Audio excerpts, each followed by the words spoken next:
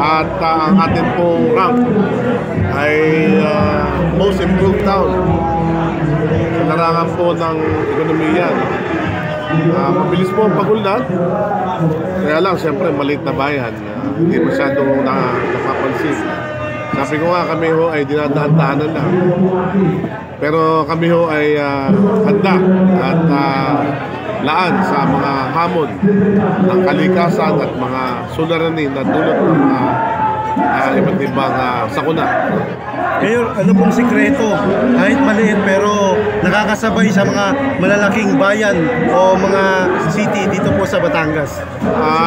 Isang pinagmamalaki ko ang pagkakaroon natin ng good governance, transparency, at ang number one dyan yung pagkakaisa ng bawat isa sa aming pamahalaan bayan,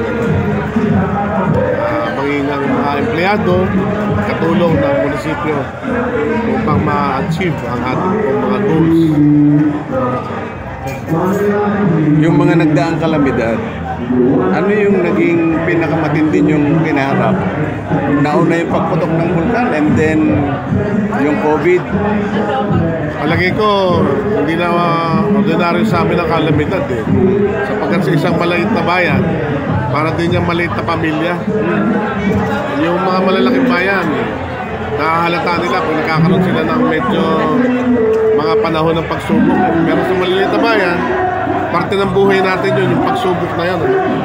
Kaya nga, parang baliwala lang sa atin yan, sapagkat lagi natin nararanasan. Kung kaya, tinagalingan natin upang ating mapag-ibayo ang ating pagsulong. So yun ho ang sekreto ng...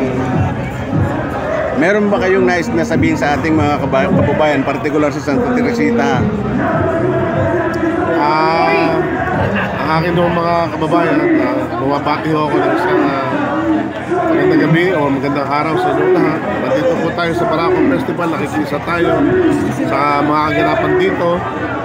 Hinihikayat ko po ang mga kababayan ko sa Santa Teresita na magpanyagi pa, magsikap pa upang sa gayon makamta natin ang tunay na pag-unlad. Maraming salamat po.